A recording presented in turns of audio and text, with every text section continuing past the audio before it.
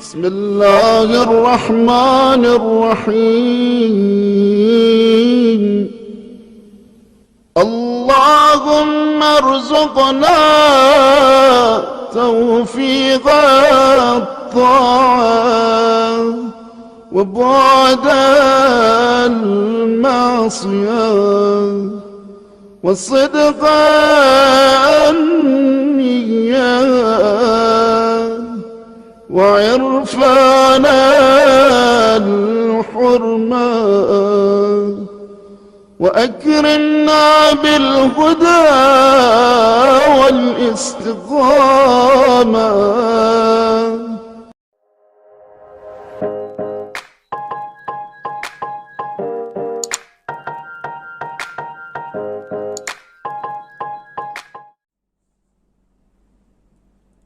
Bismillahirrahmanirrahim.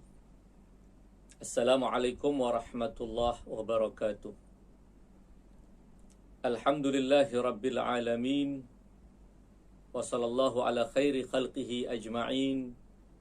Muhammadin wa alihi at-tayyibin at-tahirin.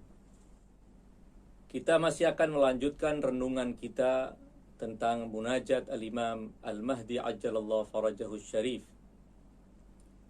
Dalam dua pertemuan sebelumnya, dua paragraf dari munajat beliau telah kita bicarakan secara ringkas.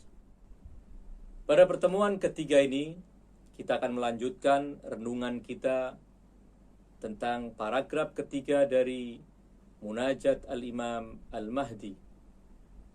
Doa yang beliau ajarkan agar kita senantiasa membacanya, memohon kepada Allah Subhanahu wa Ta'ala dengan permohonan-permohonan yang beliau ajarkan. Setelah pada paragraf sebelumnya kita diajari untuk memohon kepada Allah agar Allah melimpahkan taufiknya kepada kita untuk ketaatan, dan Allah memberi kita kesadaran untuk memahami kemuliaan-kemuliaan dan kehormatan-kehormatan yang harus kita jaga, dan kita memohon juga kejujuran niat kita.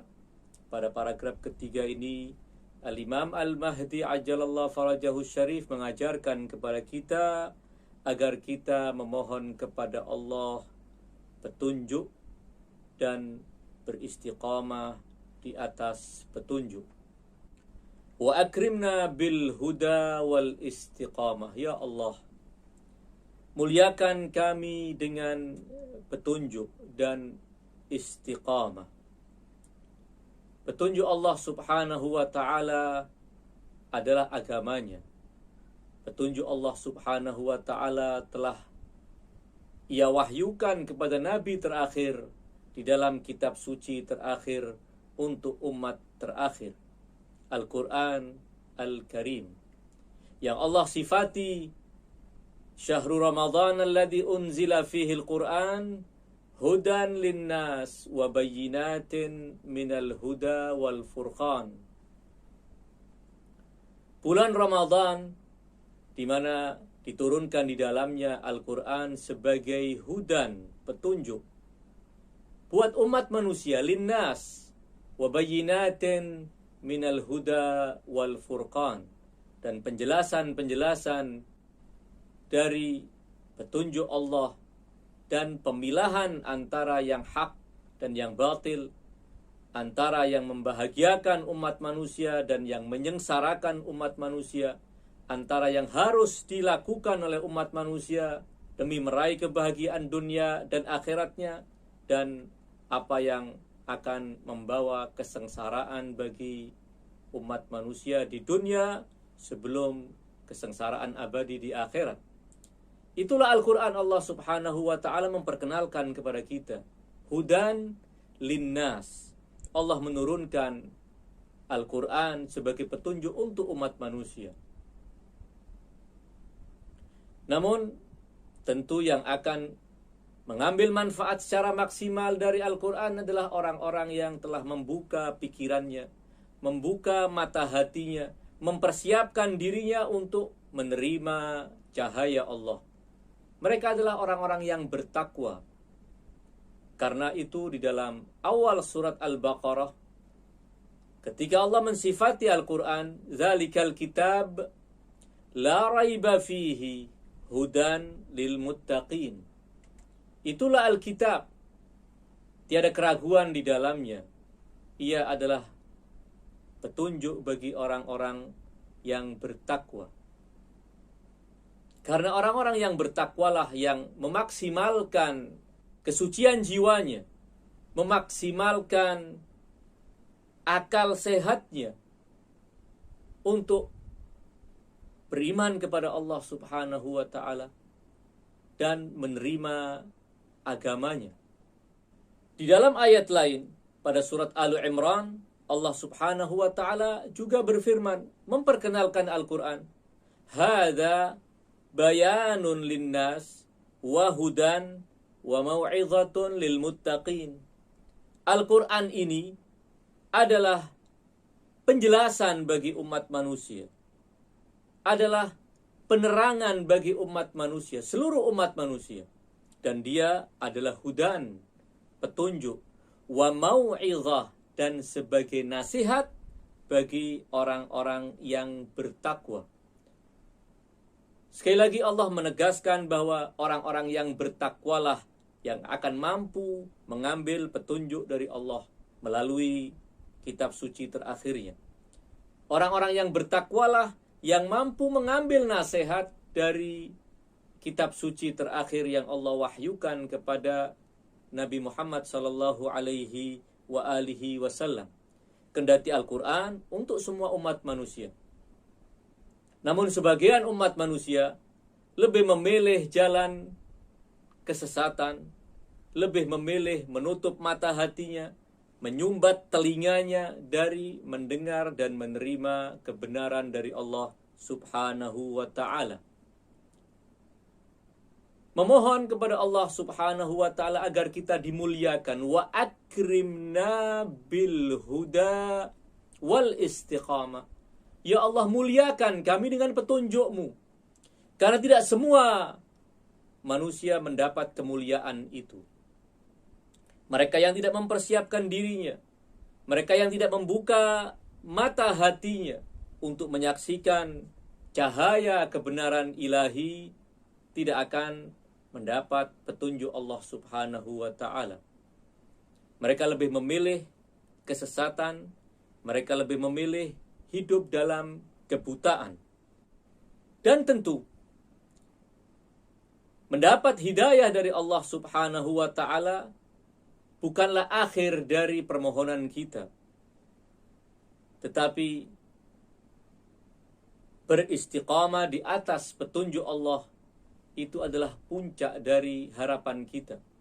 Karenanya doa itu dilanjutkan wal istiqamah. Ya Allah, muliakan kami selain dengan petunjuk-Mu, dengan beristiqamah di atas petunjuk-Mu, beristiqamah di atas bimbingan-Mu, beristiqamah berjalan di atas sirat-Mu. Memohon agar kita teguh di dalam berjalan di atas hidayah Allah, teguh di dalam berpegangan dengan bimbingan Allah Subhanahu wa ta'ala. Karena apabila tidak, hidayah itu hanya akan kita nikmati sesaat, wal'iyadzubillah, dan setelahnya akan luntur dari jiwa kita. Kita akan kehilangan petunjuk Allah, kita akan kehilangan keimanan kepada Allah, kita akan kehilangan tiket untuk kebahagiaan dunia dan akhirat.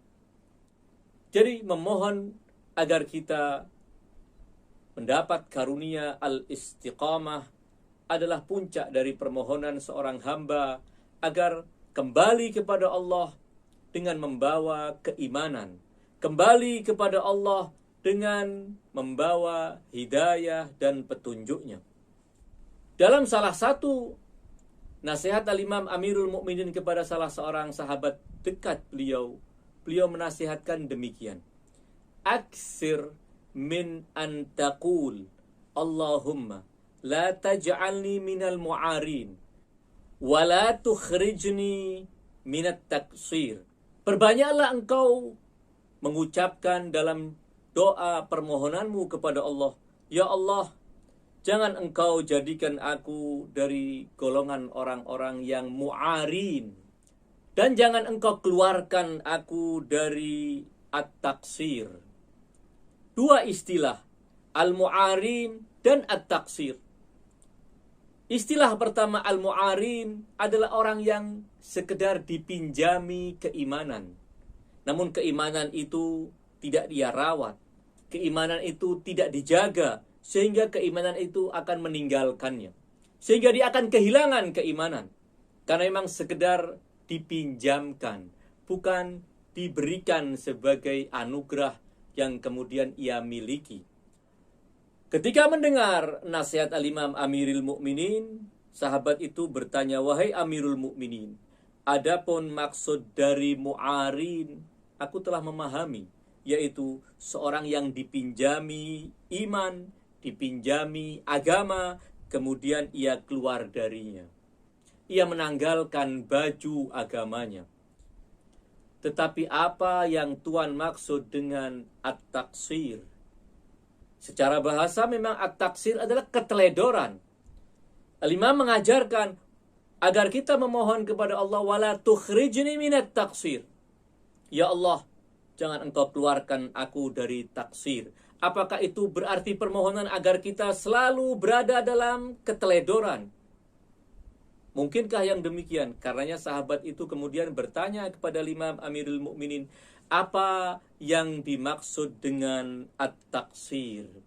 Di sini Al-Imam Amirul Mukminin menjelaskan bahwa yang dimaksud dengan at-taksir, yang kita memohon kepada Allah agar kita tidak dikeluarkan dari rasa taksir, itu adalah perasaan bahwa diri kita selalu kurang dari sempurna, jauh dari sempurna.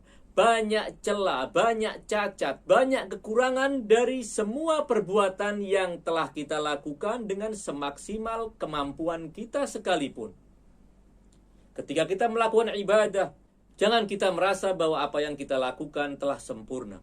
Ketika kita melakukan sebuah amal kebaikan, amal sosial, jangan pernah kita merasa bahwa itu sudah maksimal dan sudah sempurna yang kita lakukan. Namun hendaknya kita selalu merasa bahwa apa yang kita lakukan masih jauh dari sempurna. Itu yang dijelaskan oleh Imam Amirul Mukminin. Kullu amalin turidu bihillaha azza wa jalla fakun fihi muqassiran 'inda nafsik. Setiap amal yang engkau lakukan murni karena Allah azza wa jalla, maka hendaknya engkau menjadi orang yang muqassir, merasa kurang dalam dirimu. Tanamkan perasaan itu bahwa kamu masih jauh dari sempurna. Masih banyak hal-hal yang harus kamu lakukan untuk kesempurnaan amal yang sedang kamu jalankan. Kenapa demikian wahai Imam Amirul Mukminin? Fa innan nasa kullahum fi a'malihim fi ma bainahum wa baina rabbihim muqassirun illa man 'asamahullah azza wa jal. Karena sesungguhnya seluruh manusia tanpa terkecuali dalam amal-amal perbuatan yang mereka lakukan antara diri mereka dengan Tuhan mereka selalu muqassir, kurang. Kenyataannya demikian, selalu kurang. Apa yang bisa kita persembahkan untuk Allah subhanahu wa ta'ala? Bukankah semua yang kita miliki datangnya dari Allah subhanahu wa ta'ala? Berapa banyak keteledoran yang kita lakukan, betapapun kita telah berusaha semaksimal kemampuan kita untuk melakukan yang terbaik. Namun tetap seluruh manusia, sebagaimana kata Amirul Mukminin, adalah muqassirun, kecuali hamba-hamba yang diselamatkan oleh Allah subhanahu wa ta'ala, hamba-hamba yang dipelihara oleh Allah sehingga dia mampu melakukan dengan sempurna. Kembali kepada paragraf doa Imam Al-Mahdi, wa akrimna bil huda wal istiqamah. Kita memohon kepada Allah agar Allah anugerahkan kepada kita petunjuknya dan Allah beri kita kekuatan untuk beristiqamah di atas petunjuknya. Al-istiqamah adalah tetap tegak, konsisten, teguh, tidak tergoyahkan oleh tekanan-tekanan kehidupan, tidak tergoyahkan oleh rayuan-rayuan yang menggiurkan, bisikan setan, rayuan hawa nafsu, gemerlapnya dunia. Semuanya tidak akan menggoyahkan keteguhannya di dalam berjalan di atas hidayah Allah Subhanahu wa ta'ala. Dalam salah satu riwayat, Al-Imam Amirul Mukminin memohon kepada Rasulullah agar Rasulullah berpesan, menyampaikan pesan kepada beliau. Qultu, ya Rasulullah, ausini. Aku berkata, kata Imam Ali, kepada Rasulullah, wahai Rasulullah, wasiatkan kepadaku. Lalu apa wasiat Rasulullah ketika beliau diminta oleh Imam Ali agar menyampaikan pesan penting untuknya? Maka Rasulullah mengatakan, Qul Rabbiyallah thumma istaqim. Katakan wahai Ali, Tuhanku adalah Allah, kemudian beristiqamahlah engkau. Maka Ali berkata, Qultu Rabbiyallah wa ma taufiqi illa billah alaihi tawakkaltu wa ilaihi unib. Tuhanku adalah Allah dan tiada taufik bagiku kecuali dengan Allah. Hanya kepadanya aku bergantung. Hanya kepadanya aku bertawakal. Dan hanya kepadanya aku kembali. Maka Rasulullah sallallahu alaihi wasallam setelah mendengar doa Ali bin Abi Thalib, beliau bersabda mengapresiasi Ali bin Abi Thalib. Liyahna'kal ilmu ya Abul Hasan, laqad syaribtal ilma syarba wa nahaltahu nahla. Berbahagialah engkau wahai Abul Hasan, engkau telah meminum dan menimba ilmu.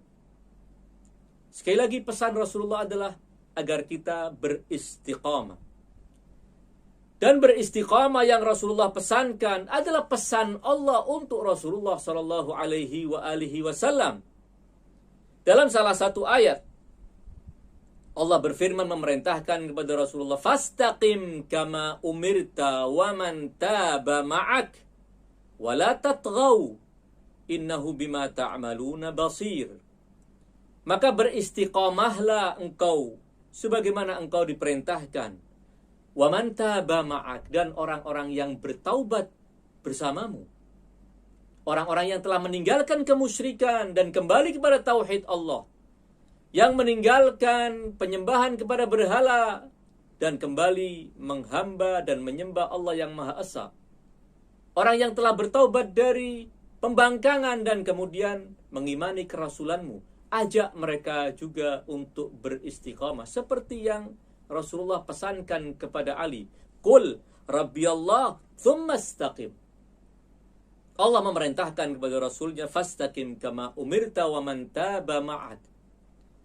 Karena sesuatu yang berat buat Rasulullah. Andai perintah agar beliau sendiri yang beristiqamah adalah perintah yang mudah buat beliau. Namun ketika perintah itu juga agar umat beliau yang telah bertaubat dari kemusyrikan dan kekufuran juga beristiqamah, maka ini adalah perintah yang berat. Karenanya Rasulullah mengatakan, syayyabatni Hud wa akhwatuha. Surat Hud dan saudara-saudaranya telah membuatku beruban karena perintah fastaqim kama umirta wa man taba ma'ak.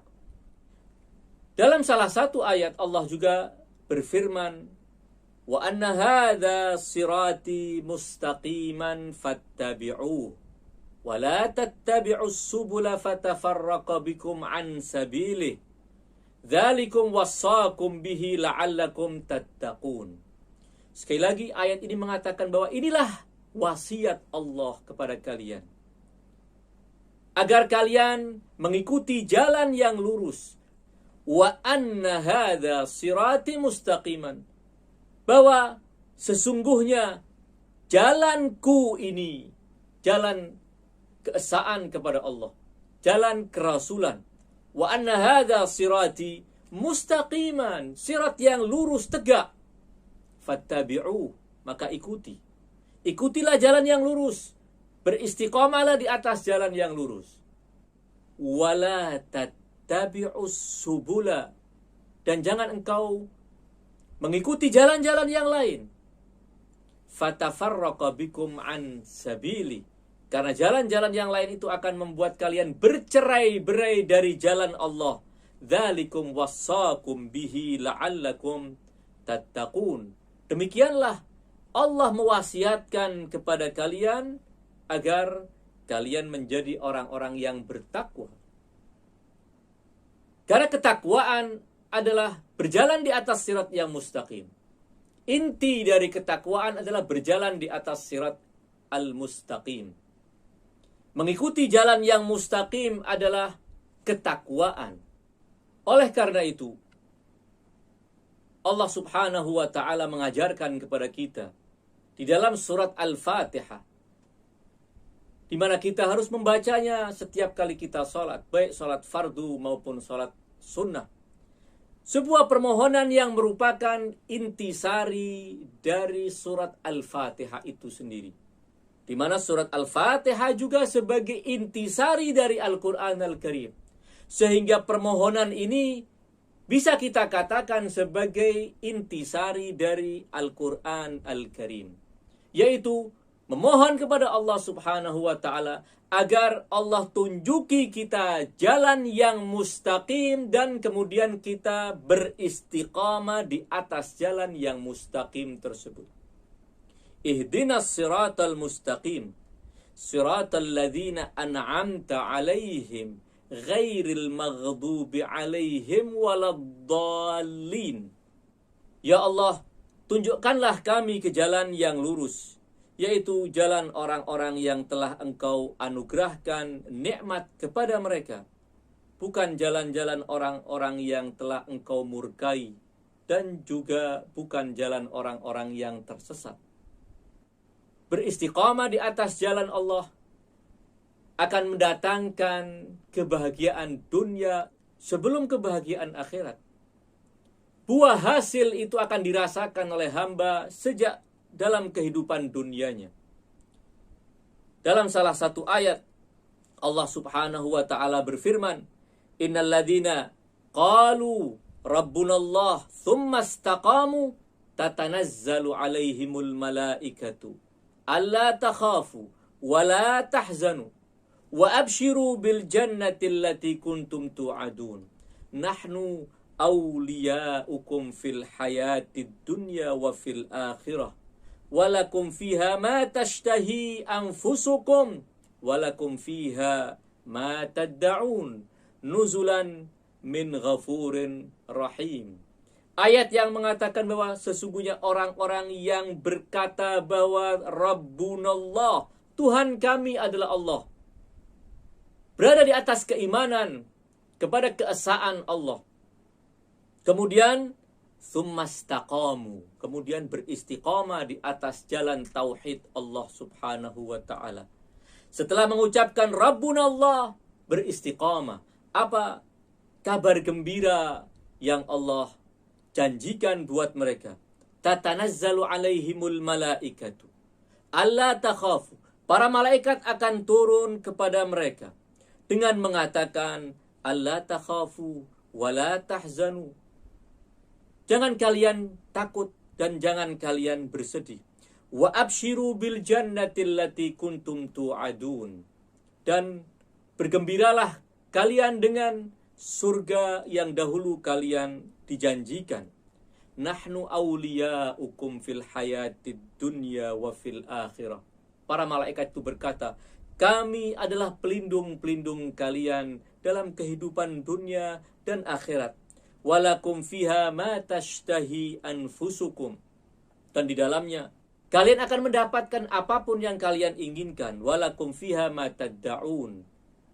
Mereka akan menjadi tamu-tamu Allah subhanahu wa ta'ala di surganya.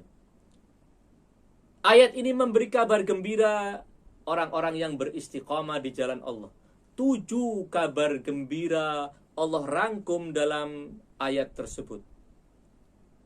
Insya Allah dalam pertemuan yang akan datang, kita akan melanjutkan kajian kita tentang 7 kabar gembira di dalam ayat ini untuk orang-orang yang beristiqamah di atas jalan kebenaran.